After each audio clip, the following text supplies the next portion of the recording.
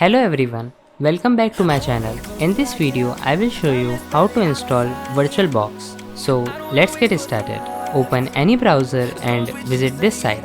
Then click on download button in center. Now select your platform, which in my case is Windows. So just click on it and the download will start. When downloading is done, just click on it and next, then install. After installation, click on Finish. Then VirtualBox will start. You can install any operating system in it and run it virtually. Visit my channel and you will find many videos related to it. I hope my video was helpful to you, and if so, then subscribe the channel to support my work. Thanks for watching.